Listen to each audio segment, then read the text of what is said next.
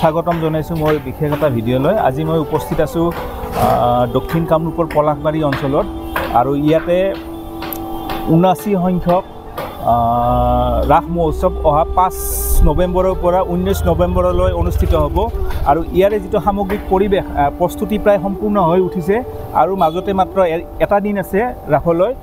ইয়াৰ সামগ্ৰিক পৰিৱেশটো আপোনালোকে চাই লওক। ইফালে সম্পূৰ্ণ কাম ইয়াতে চলি আছে। মন্টুদা, অগ্ৰগতি কেনেকুৱা দেখাত? সামগ্ৰিকভাৱে ৰাস মহোৎসৱৰ এইবিলাক পেণ্ডেল এইবিলাক বনাই আছে। মূৰ্তিবিলাকৰো মোটামুটি কাম যথেষ্ট আগবাঢ়িছে আৰু বিভিন্ন ব্যৱসায় বাণিজ্য বিপণীবিলাক আহিছে অসমৰ বিভিন্ন ঠাইৰ পৰা, সেইবিলাকৰ প্ৰস্তুতি পৰ্ব চলি আছে। ক'ত কেনেকৈ কোনে মানে য'তে এটা দিন আছে নেকি? আজি কিমান? ৩ তাৰিখ। অহাকালি দিনটো বাকী আছে। দিনটো এইফালে জগন্নাথ মহাপ্ৰভুৰ মূৰ্তিটো স্থাপন কৰিব এতিয়া।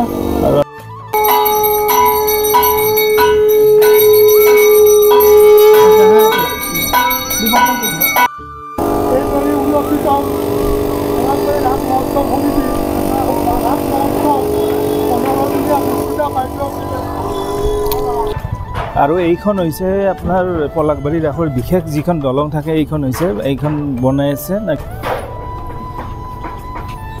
আৰু এইফালে আপোনাৰ মীনা বাজাৰৰ প্ৰস্তুতি চলি আছে। গোটেইখিনি ইয়াতে বনাই আছে। মীনা বাজাৰৰ যিটো চেৰেকী বা এনেকুৱা এইবিলাক বনাই আছে।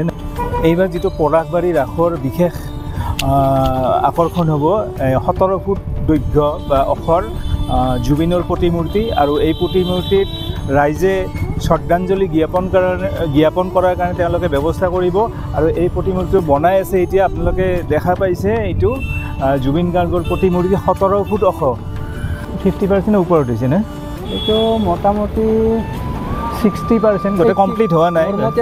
80% মান হ'ব লাগে আৰু মানে ৰঙৰ কামখিনি বাকী আছে আৰু মুখা হৈ যাব না? মাজতে এদিন আছে, ৰঙৰ কাম থাকিব লাগে আৰু ৰঙৰ কামটো বাকী আছে, বাকীখিনি হৈ যাব আৰু ভাবোঁ। আৰু কিমান বাকী আছে দাদা? ৰাধাকৃষ্ণ পৰহি হৈ যাব নে? পৰহিলৈ হৈ যাব, কমপ্লিট হ'বনে পৰহি? বন্ধুৱা এই ৰাধাকৃষ্ণ যিটো বনাইছে আপোনালোকে, এইটো পৰহি কমপ্লিট হৈ যাব? কমপ্লিট হৈ যাব নে? কালকে কমপ্লিট, কালকে হৈ যাব। তো আপোনালোক ক'ৰ পৰা আহিছে? আমি কলকাতাত। ঠিক আছে। জানি আৰু আমি ইয়াতে ৰাস মহোৎসৱৰ স্থলীত আমি লগ পালোঁ এই ৰাস সমিতিৰ সম্পাদক, কি নাম আছিল? এই পংকজ দাস। আৰু তেখেতে এই ৰাস মহোৎসৱৰ প্ৰস্তুতি সম্পৰ্কে দুই এষাৰ আমাক কৈ দিছে। আপোনালোকে এই শুনক কি কয় তেওঁ। আমাৰ ৭৯ সংখ্যক ৰাস মহোৎসৱ উদযাপন কৰিবলৈ গৈ আছোঁ। অহা ৫ নৱেম্বৰৰ পৰা ১৯ নৱেম্বৰলৈ আমাৰ ১৫ দিনীয়া কাৰ্যসূচী ৰাখিছোঁ আমি। আৰু প্ৰথম দিনা প্ৰথম কাৰ্যসূচী আমাৰ ৰাতিপুৱা ৰাস মহোৎসৱ পতাকা উত্তোলনেৰে শুভাৰম্ভ হ'ব। ইয়াৰ পিছত পূজা অৰ্চনা সন্ধিয়া ৬:৩০ বজাত অসমৰ মহামহিম ৰাজ্যপাল লক্ষ্মণ প্ৰসাদ আচাৰ্য ডাঙৰীয়াৰ দ্বাৰা আমাৰ মুখ্যদ্বাৰ মুকলি কৰা হ'ব। তাৰ প্ৰাক মুহূৰ্তত আমি হুদুমপুৰ লাহেশ্বৰী শ্ৰী শ্ৰী মা কালী মন্দিৰৰ পৰা এটি ভাগৱত যাত্ৰা লৈ আনি আমাৰ পলাশবাৰী শিৱ মন্দিৰত আমাৰ সমাপ্ত হ'ব। তাৰ পৰা আমাৰ ৰাজ্যপাল মহোদয়ক আমি আদৰি আনিম। ইয়াৰ পিছতে দ্বাৰ উন্মোচন হ'ব আৰু ইয়াৰ পিছতে আমাৰ প্ৰথম দিনাৰ আমাৰ উদ্বোধনী অনুষ্ঠান আৰম্ভ হ'ব। ইয়াৰ পিছতে আমি ৫ তাৰিখে যিদৰে ডক্টৰ ভূপেন হাজৰিকাদেৱৰ মৃত্যু তিথি, গতিকে তেখেতৰ আমাৰ জন্ম শতবাৰ্ষিকীও চলি আছে। সেই উদ্দেশ্যে আমি মানুহে মানুহৰ বাবে গানটো প্ৰায় ৫০০ ল'ৰা ছোৱালীৰ দ্বাৰা উদ্বোধনী অনুষ্ঠানৰ প্ৰাক মুহূৰ্তত আমি সেইটো গাম। তাৰপিছতে আমাৰ হিয়াৰামঠু জুবিন গাৰ্গ দেৱৰ এতিয়া আমি প্ৰতিমূৰ্তি আমি বনাইছোঁ পলাশবাৰী ৰাস মহোৎসৱত, আৰু সেই প্ৰতিমূৰ্তিটো উন্মোচন কৰা হ'ব। আৰু তাত মায়াবিনী গীত এয়াকেই ৫০০ ল'ৰা ছোৱালীৰ দ্বাৰা আমি আৰু সমূহ ৰাইজৰ দ্বাৰা আমি মায়াবিনী গীতটো আমি গাম। তাৰপিছতে সেইদিনা কাৰ্যসূচী আমাৰ সমাপ্ত হ'ব। তাৰ দ্বিতীয় দিনাখন আমি এখন সাংবাদিক সন্মিলন ৰাখিছোঁ। সাংবাদিক বন্ধুসকলৰ লগত আমাৰ এটা অন্তৰংগ আলাপৰ অনুষ্ঠান ৰাখিছোঁ।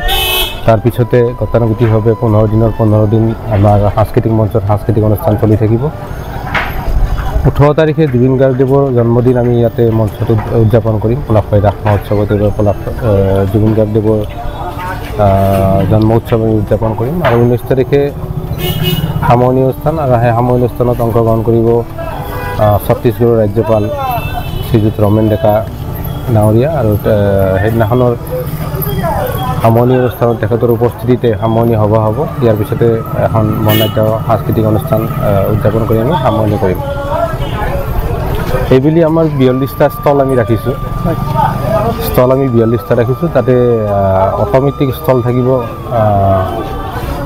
4টা আৰু বাহিৰত থাকিব 3টা মুঠ 7টা অট'মেটিক ষ্টল থাকিব ইয়াৰোপৰি আমাৰ জুবিন গাৰ্গদেৱৰ এটি আমি অনুষ্ঠান ৰাখিব বিচাৰিছোঁ ষ্টলত তেখেতৰ সাংস্কৃতিক অনুষ্ঠান এটা আমি দেখাবৰ কাৰণে চেষ্টা কৰিম ষ্টলত ইয়াৰোপৰি আনন্দ মেলা থাকিব আমাৰ এইবাৰ আমি অলপ অগতানুগতিক বুলিয়ে ক'ব লাগিব আমাৰ পৰম্পৰা ভংগ কৰি আমি এইবাৰ আধ্যাত্মিকতা অলপ দূৰত ৰাখি যিহেতুকে আমাৰ হিয়াৰমতি জুবিন গাৰ্গদেৱ আমাৰ মাজৰ পৰা আঁতৰি গ'ল গতিকে তেখেতৰ নামতে আমাৰ মুখ্য তৰণটো আমি এইবাৰ উৎসৰ্গিত কৰিম আৰু সেই উদ্দেশ্যে আমি অলপ আধ্যাত্মিকতাৰ পৰা আঁতৰি আমাৰ অসমৰ এটি সম্পদৰ আৰ্হিত যেনে ৰংঘৰৰ আৰ্হিত আমি এইবাৰ মুখ্য তৰণটি সজাই তুলিছোঁ